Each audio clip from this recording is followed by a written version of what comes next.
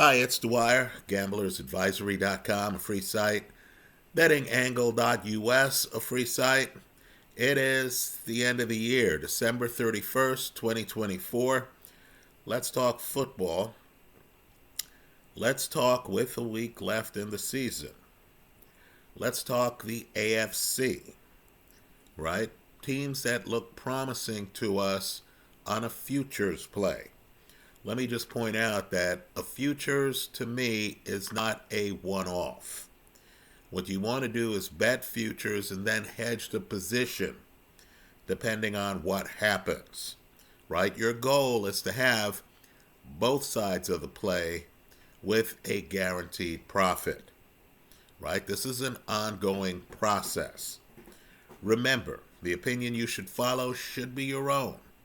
Just consider this video to be a second opinion from a complete stranger online. Now, in the AFC, in my opinion, there is one big question. That question is, if no one from this point forward gets hurt, can anyone beat Kansas City in Kansas City? Now, let's just say there are a lot of distractions out there. Just understand the system, how it's set up. You don't give Coach of the Year to the head coach of a two-time defending champion. That's just not how the system works, right? Andy Reid is not going to get Coach of the Year. Realistically, he's not in the running, even though the work he has done this year is simply stunning. Likewise, you're not going to give MVP to the quarterback of a two-time defending champion. Right, folks? I'll be blunt here, and I know it's disturbing to say this in a bet-picking video, but I personally have no idea how Pat Mahomes is doing it this year. If you go to Pro Football Reference right now, you're going to see, based on the stats, what that website's statistical computation has the Kansas City Chiefs doing this year. Based on the numbers, Pro Football Reference has the Chiefs winning less than 11 games. Folks, as I make this video, they're 15-1. Let me just name some names here. The Chiefs' top wide receivers are, and we'll include tight ends in this list. Tight end Travis Kelce. Folks, he's not going to get to 1,000 yards this year. In fact, he's at 823 yards as I make this video. Right? Xavier Worthy. Folks, he's at 638 yards. He's the second leading receiver on the team. DeAndre Hopkins, 437 yards. In fairness to Hopkins, Hopkins got there after the first month. In other words, this is how the team's put together. Tight end Noah Gray, 436 yards. Right? In a league where you have people like Derrick Henry, the lead rusher for the Chiefs this year, Kareem Hunt, 728 yards. Right here again, he starts the season off the team. In other words, Andy is picking up guys on his way to a 15-1 record. Isaiah Pacheco has 310 yards. He was hurt for part of the season. But you need to understand that while he has 310 rushing yards, Pat Mahomes has 307 rushing yards. So this is the team that gives the concept of smoke and mirrors a bad name. This is just ridiculous. If you saw these numbers and this personnel, if we were here in August and I told you that Travis Kelce was not going to get 1,000 receiving yards and that the lead rusher would be a guy who wasn't even on the team, how many wins would you think this team's going to win? How many games? Well, just understand, folks, they won 15. We still have one more week to go. They've locked up the 1 seed. So they're going to be able to rest guys. They're going to be rested. The coaches who spent the summer analyzing the Chiefs right now are having to update their profiles because of DeAndre Hopkins, for example. Right, so just understand, the Chiefs are not what you think they were. This isn't that high-powered offense with Tyreek Hill and Pat Mahomes throwing the ball all over the field. No, this is Pat Mahomes learning his wide receivers. Right, this is, a Chiefs team that's dealing with injuries, right? Rashee Rice hurt, right? Pacheco hurt, yet they're 15-1. Now let me just say, they have a secret sauce, and it's right there in broad daylight. Believe it or not, the Chiefs are great on defense. What do I mean by great? They've given up the second fewest points this year. Folks, that's the team. It's when Pat Mahomes and company leave the field that the heart of the team takes over.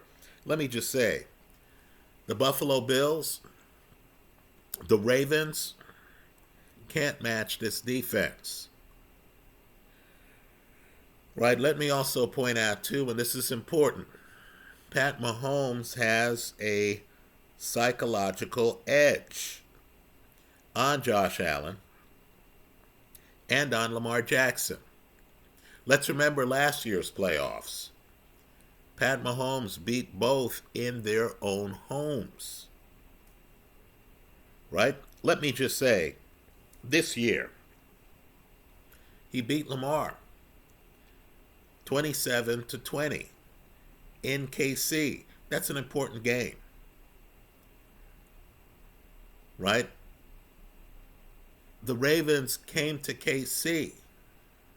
This is after losing to KC in last year's playoffs. And even with Derrick Henry, the Ravens still didn't win that game. Understand, the Bills are interesting. The Bills beat KC this year. Believe it or not, that's KC's one loss. Right? That's their one loss. I expect KC to lose the last week of the season, but that's not really going to be KC. Right? I'm expecting Pat Mahomes and Kelce and all the key guys, maybe even Chris Jones, to be on the sideline by the second half, if they play it all in the first half. But the one game that KC lost when things counted was to Buffalo in Buffalo. The score was 30-21. Of course, KC had 2 turnovers that game. Right, so let me just ask a dumb question here. We're gamblers. We take risks. Who can beat KC in KC? What teams have the best chances? Right? Folks, let's get off the grid here. I think a team that has a chance is a team with a first-year head coach.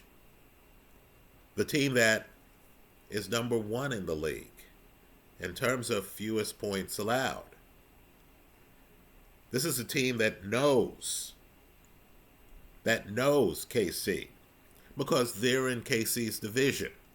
They played KC twice. Both games were within 1 touchdown. Folks, that's excuse me, I'm an old timer, forgive me. That's the Los Angeles Chargers, right? Let me just point out the Chargers on September 29th in LA lost to this KC team 17-10. Right? Understand, when the Chargers play KC, it's a low scoring game. That's important. Right? In other words, if the Chargers can make it to KC, the game's going to be low scoring. Also, the September game was Jim Harbaugh's first month with the team. They lose to KC 17-10. So then we get to December, right? The Chargers know their coach better, start to have a Jim Harbaugh personality. They lose to KC in KC 19-17. Right, folks? To beat KC, I believe you have to know KC. To beat KC, your defense has to be able to match KC. Let's talk about the wild card in all this. There is a wild card. Someone who is dangerous, who has beaten Pat Mahomes in the playoffs in KC before. Right? A guy and a team who have already won an AFC championship in the past and went to a Super Bowl and actually held their own. Folks, whatever is said, whatever the records, whatever the stats, I don't believe any of us can afford to take the Cincinnati Bengals lightly. If they get in, just understand, week 2 of this season, the Bengals played KC. The final score of that game, and we know the Bengals for some reason don't like winning in the month of September. We understand that. But that game scored 26-25 KC. Right, folks? Burrow, to me, is a quarterback with a very high ceiling. One of the bets in my betting portfolio is going to be on Cincinnati to win the AFC. Right? Let me also say, too, another is going to be on Los Angeles, the Chargers. Right? Why? Because I want to profit. I want the long odds. I realize that even though these teams aren't as well thought of as the Bills or the Ravens, right? Based on just the lay of the land, the fact that Burrow and Cincinnati's not deluding themselves, they know they don't have the defense. That would be a shootout. Burrow, of course, would have Jamar Chase and T. Higgins on his side. With all due respect to Pat Mahomes, he would have a Kelsey who's not going to get 1,000 yards receiving. And then after that, it's a little dodgy, isn't it? Xavier Worthy, DeAndre Hopkins, Noah Gray. Right? Pacheco, who's good out of the backfield catching passes. Let's just say Cincinnati's offensive personnel would be competitive. Also, I want people to figure out the level of efficiency. Just look at the number of times T. Higgins was targeted this last week. Look at his number of catches. You see that level of efficiency with this level of offensive talent around T. Higgins and Joe Burrow. Right, knowing that Jamar Chase is the other wide receiver. And Cincinnati, as much of a long shot as they are, to me, deserves at least speculation money. So, while I expect Josh Allen, rightly or wrongly, to win the MVP, I understand Lamar has better numbers. And while Lamar has never had a Derrick Henry in the backfield before, right? Let's just say I'm not convinced that either the Bills or the Ravens have an edge on Kansas City, a team that has far exceeded my expectations this year. Right? I think all you have to say to me is read Mahomes' playoffs at home. And I'm predisposed to be on the Chiefs side of the ledger. Right? But I'm a hedger. I want to be on both sides. Right? So just understand, when you mention Harbaugh, right? Justin Herbert is his quarterback. Pac-12, right? The conference of quarterbacks, right? When you mention that team, right? Of course, Harbaugh, former Pac-12 college head coach. And when you mention Cincinnati, I'm interested, right? This is early, right? Two Flyers and the team with the 1 seed that's going to be at home. But just understand the challenge that teams like Cincinnati face. With practically no defense, they're going to have to find a way to make it to the KC game. And just understand the thought process here. You get long odds on Cincinnati if they make it to the KC game. That gives you the opportunity to increase your bet on KC. This way you're guaranteed to have the winner of that game, whoever it is.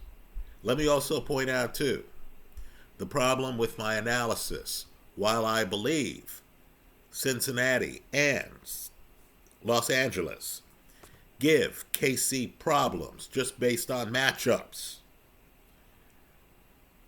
right? If one of them knock off KC before the AFC Championship game, then you're going to have to scramble and figure out whether they can actually close the deal and win the conference. In other words, at that point, you're going to be looking at who they're playing, and you're going to have to be making adjustments, right? And of course, they might be playing Lamar or Josh Allen. Let me name another team. And this team's been losing a lot of late. Russell Wilson and the Pittsburgh Steelers. Right, folks? You're talking about a high variance. Right? This team's kind of like Cincinnati. The Steelers are the kind of team where if Pickens can connect with Wilson on some deep balls, keep in mind, Russell throws a good deep ball. You know, my feeling on Russell Wilson, I'm much more bullish than the rest of the public. I don't even understand how there's a contest between Wilson and Justin Fields. Right? Me, I just tell the guys, I'd get them in a room and I'd say, hey, Russell's our starter. Okay, guys, that's the end of the meeting. Right? The Steelers are high variance. This is an ongoing process. We're going to have to see how they look as the playoffs start. Right? Mike Tomlin is a guy, and I know he's had problems in the playoffs, but let's just say he has more horses than usual this year. Right? Let's also say, too, that many of these games are decided by turnovers and things like that. If the Steelers can find a way to get some lucky breaks, they're a competitive team. But at this point, pretending that I haven't been betting futures all year, if I just had to make 3 plays in the AFC, Those plays would be the 1 seed, the Chiefs, and 2 speculation plays. Justin Herbert and Joe Burrow. Those are my thoughts. Let me hear yours. We'll deal with the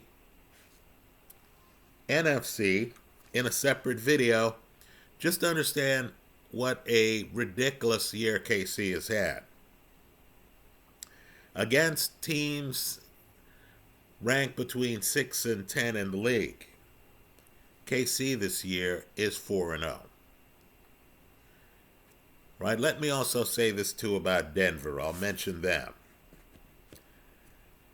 I'm a big Bo Nix fan. By the way, again, Pac-12. Right? I know, my conference is gone. They disbanded it. Just understand what a quarterback haven that is. Next week's Detroit-Minnesota game, you and I know that's going to be a Cal quarterback against an SC quarterback. That's how loaded the Pac-12 is from a QB perspective. No one's talking about it in the main news. It's as if everyone in sports media is an SEC alum or a Big Ten alum, right? Just understand, the Pac-12 is making a showing this year in the NFL. Now, I'm a big Bo Nix fan, but I just don't believe in rookie quarterbacks in the playoffs, right? That applies to Bo Nix. That applies to Justin Daniels. Right, Jaden Daniels, right? So I'm fading Denver, as good as their defense is and as good a coaching job as Sean Payton has done this year. Those are my thoughts. Let me hear yours in the comment section of this YouTube video. Thanks for stopping by.